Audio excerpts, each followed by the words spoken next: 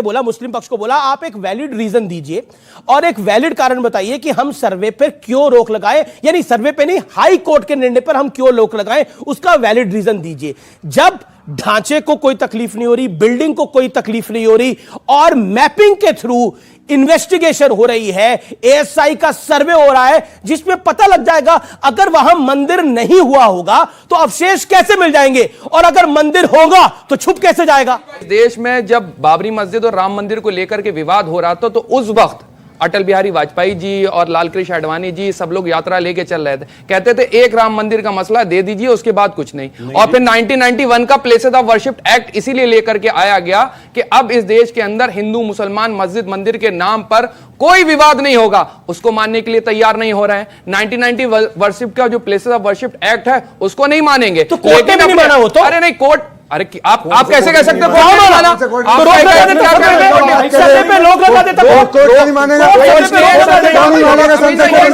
सुन लीजिए, फैक्चुअल है ये, पहला पार्लियामेंट के एक्ट को कोर्ट नहीं मानेगा, सर्वे करवाया, बात कर रहे हो, उसके बाद दूसरा क्योंकि 1993 तक पूजा हो रही थी इस वजह से। नहीं, कोई आधार नहीं है, पूजा हो रही थी, कोई आधार नहीं है, ये कोई आधार नहीं है। पूजा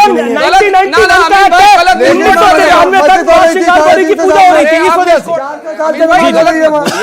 आप फैक्चुअली बात यह है कि 250-300 साल 350 साल के आसपास से वहां पर नमाज हो रही है। अब आप उस जमाने में लेकर के आए जिस सर मैं बात कर रहा हूं, राजतंत्र होता, तो राजा जो थे अपनी सत्ता के लिए राज करते, धर्म के लिए राज नहीं करते थे। अच्छा। और दूसरी आपको बात बताऊं, अभी बड़ी बात कर रहे थे, एक वक्त मेरे ये नहीं समझ में आता, एक वक्त तो मुगल जो है वो मंदिरों को दान भी दे रहे हैं, मंदिरों को बनवा भी, मैं बता दे रहा हूं, अभी आपको गुवाहाटी आसाम के पास मुगल दान दे रहे थे मंदिरों को। हाँ, मैं कोट कर रहा हूं, गुवाहाटी के पास जो है कामाख्या मंदिर का जो मंदिर उसमें दान दिए हुए हैं, उज्जैन के महाकाल के मंदिर में। और सुन लीजिए, कामाख्या में तो आसाम में तो राज्य नहीं था मुगलों का भाई, ईयर बताइए, ईयर बताइए। ठीक है, आसाम में तो कभी सुधांशु नहीं रहा भाई। ठीक है, बोलने दीजिए सुधांशु, उनको 10 सेकंड दीजिए अपनी बात। सुधांशु जी 10 सेकंड दीजिए, फिर आपको मौका दूंगा। आपने 30 सेकंड मांगे थे, 1 मिनट से ऊपर हो चुका। चित्रकूट, बीच में इंटरप्ट करेंगे। चित्रकूट के अंदर एक मंदिर है, मंदाकिनी नदी के किनारे, गोपीपुरा मंदिर के अंदर भी दान दे रखे हैं और औरंगजेब के जमाने में दे रखे हैं। औरंगजेब का जो सिपह सालार था उसका नाम बता दे सुधांशु त्रिवेदी जी, मैं मान जाऊंगा कि इतिहास की नॉलेज इनको बहुत बेहतरीन है। मेन जो उसका चीफ सिपह सालार था, जनरल नॉलेज का टेस्ट ले रहे हैं, ये बड़े भाई को पढ़ा दे, इसलिए बोल रहा हूं। कहां चक्कर में पढ़ रहे हो आप? इतना नहीं है, इतना हल्के में लेकर के बात। ठीक है, सुधांशु जी, कमांडर का नाम आपने बोला 4 कमांडर, अरे आप औरंगजेब के 4 कमांडर, चीफ कमांडर का नाम बता दे तो ठीक है। आपने अब देखिए, अब आपने सुधांशु जी के मुंह में हाथ डाला, जवाब मिलेगा। नहीं, सुधांशु जी के मुंह में कहां हाथ डाला? बोला था, अब मैंने बता दिया। ये कहे कि पेज नंबर बताइए, पेज नंबर और कमांडर दोनों बता रहा हूं। उसके 2 कमांडर को 6 अप्रैल 1669 मोहम्मद साची और मुसद्दत खान, इन दोनों को कहा गया डिमोलिश होना है। जो लिखा हुआ मसीरे आलमगीरी, ट्रांसलेशन बाय जदुनाथ सरकार, पेज नंबर 81।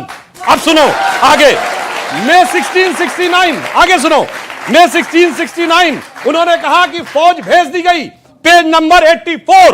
अब आइए, 2 सितंबर 1669 उसने आके कहा हुक्म की तामील हो गई, मंदिर ढहा दिया गया, पेज नंबर 88। और सुनो, 1670 में कहा गया कि उन मूर्तियों को लाकर मस्जिद की सीढ़ियों पर लगा दिया जाए, पेज नंबर 95-96।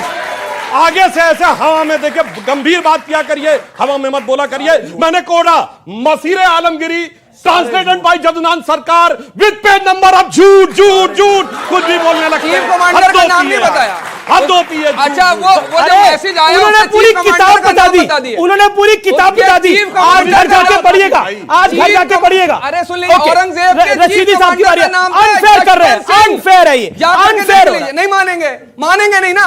उसके चीफ कमांडर का नाम था, उसके चीफ कमांडर का नाम था जो पूरी फौज का निर्णय लेता था, चीफ कमांडर का नाम था जशवंत सिंह। गजब बात है, वो मानेंगे नहीं। अरे एक सेकंड, जो शिवाजी को भी बुला के लाए थे, बात कर रहे हैं। जिस हिसाब से इतिहास मैच करता है, वहां तो मीठा मीठा कब वो कड़वा बिल्कुल तरीका ठीक नहीं है। अब रशीदी साहब की बारी है। सुधांशु भाई ने ये जो पेज नंबर बताए हैं ना, इत्मीनान से बोलिए, बिल्कुल सारे टोटल गलत हैं। let him complete, अनफेयर है ये, let him complete, prove it, आप प्रूव करिए, मैं मौका दे रहा हूं आपको। अब झूठ का कोई प्रूफ होता है? क्या प्रूफ? आप कह दीजिए मसीरे आलमगिरी में नहीं लिखा है।